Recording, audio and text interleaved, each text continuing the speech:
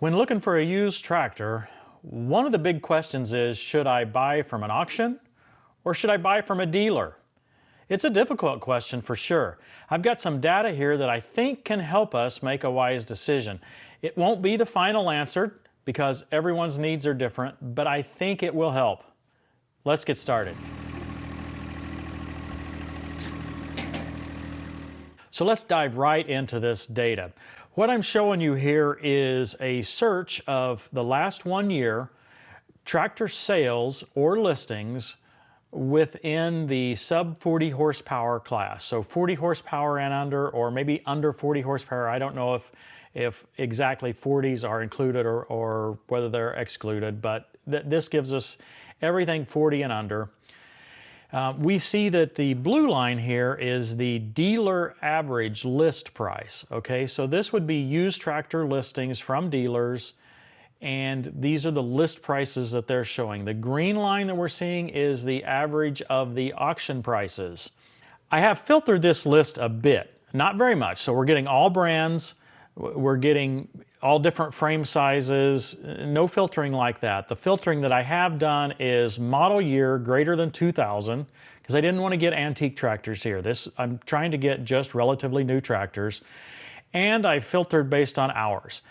I started at 50 hours, so I've chosen 50 to 1000. I started at 50 hours because I wanted to exclude brand new tractors. Sometimes the dealers list brand new tractors in the used category, or maybe they just have an hour or two, and so I just felt like it might be best just to exclude anything 50 hours or newer. And then I put an upper limit at 1000 hours because I felt like once you get over the 1000 hour mark, there's a lot of variability in the tractors. So I thought this was just a good way to try to get some consistency to the data set we're working with. Again, this is over 1 year period, and what we're seeing here is that the average listing price is $20,600. The auction sale price is $15,500. We can see a lot of variety in the auction values. Here's one that's, well, it says it's $9,315. Actually, there was 10 sales that day, so we can click on that day. It will load them here eventually. So we can see from those 10 sales, there's a lot of variety here. These happen to all be on the same day, so the average was a little less than 10,000. And the same thing is true on the dealer listings. We've got all kinds of variety. We have tractors with backhoes, we have tractors with no loaders, we have tractors with mid-mount mowers, a lot of variety. And what I've done is just to try to just lump them all together here, and that's the only way I know to go about it at this stage and at this level. So let's drill into a specific model.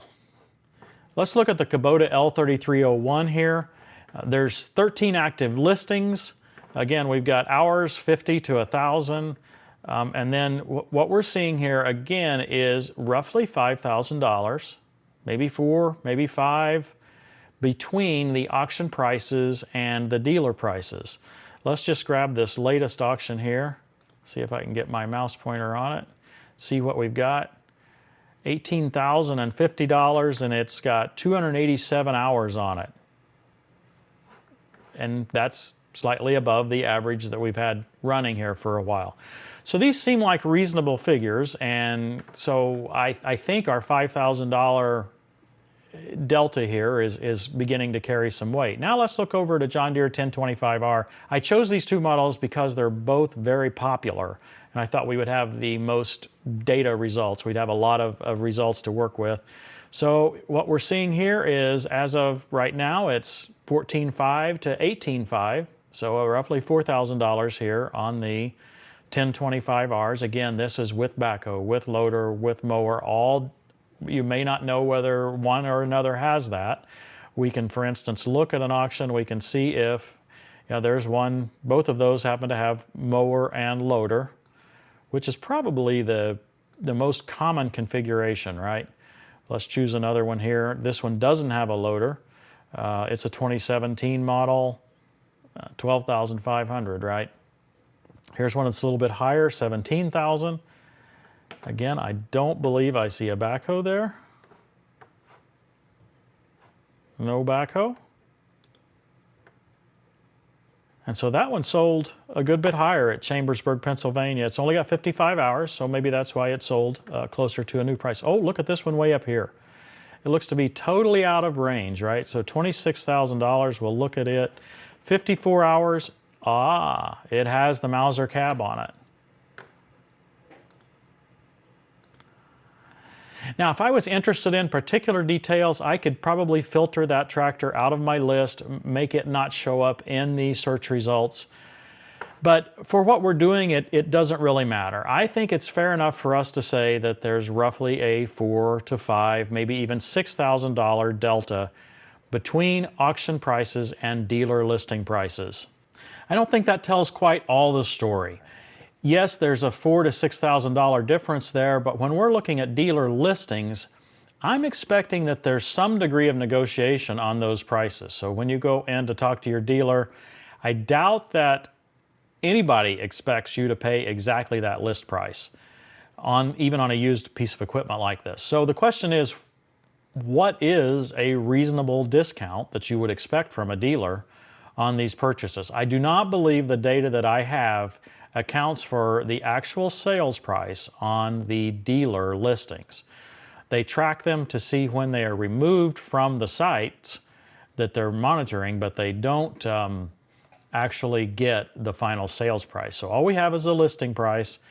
You know, I would think that we might see 10%, maybe even 15% discount. That might be $2,000 to $3,000 on a lot of these tractors that you might be able to negotiate with your dealer.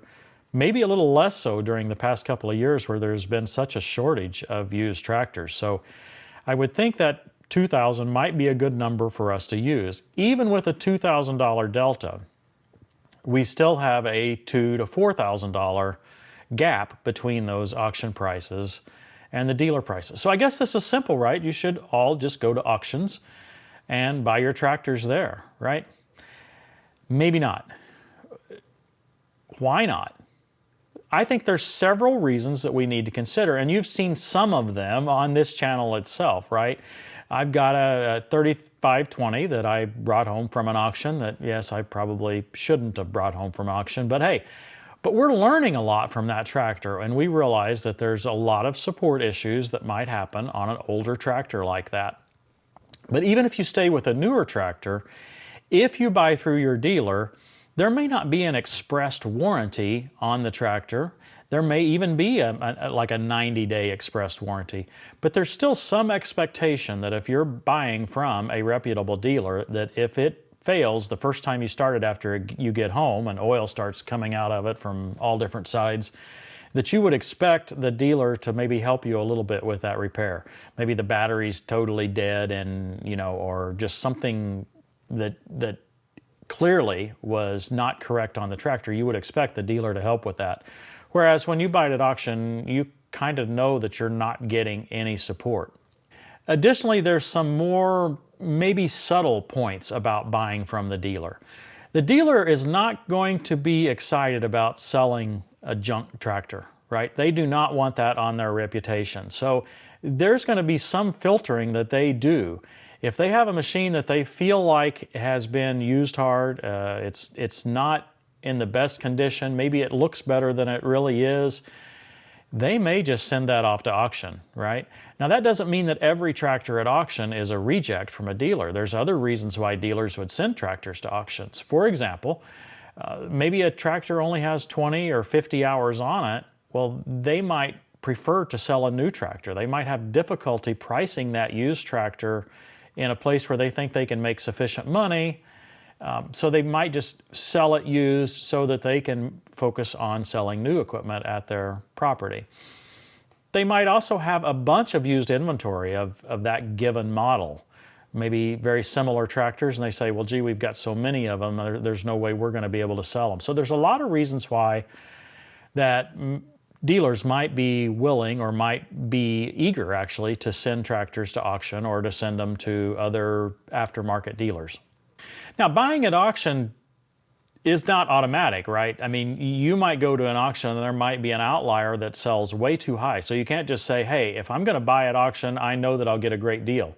Or you can't say the converse, that if I buy at auction, I know I'm going to get a bad deal. Or you can't say, if I buy at a dealer, I'm going to get a bad deal or a good deal. So with each deal, you have to be very careful and be very selective. And sometimes that's difficult to do at auction. It's difficult to have studied your lesson enough. And so there's one of the reasons why you might want to go buy from a dealer, because you can take a little more time. You don't have to react in a hurry, and you won't get in a situation like I did where my hands started flying up and my brain turned off, right?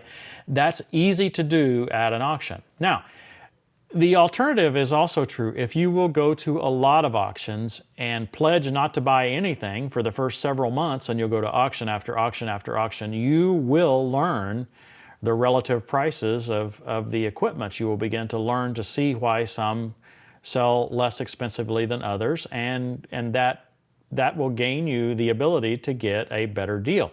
Question is, how much time do you have for that? Right? I mean, it takes a lot of time. Is it really worth it to save that little bit of money? That's a decision that you're going to have to make.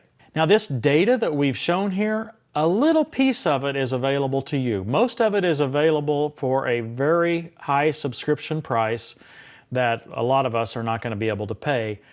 But a portion of it is available to you if you enter your own tractor or the desired model that you're looking for into TractorZoom.com. There's an equipment list there where you can put your inventory in, and you can see some valuation, you can see some recent sales, just some recent information about your tractor.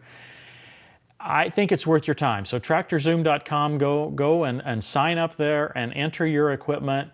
The values will get better over time. Sometimes I see them as pretty accurate, and other times they may not be as accurate as what I think they should be, but I think you'll see that they'll improve over time.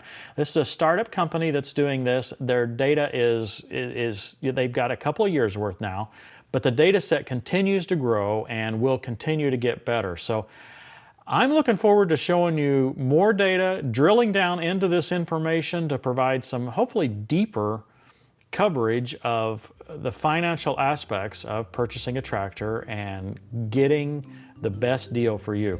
Hope you guys have enjoyed this. Let me know in the comments if you've liked this kind of video. Thanks for watching, everybody. We'll see you next time on Tractor Time with Tim. It's no good. It's no good, says the buyer. And then he goes off and boasts about the purchase.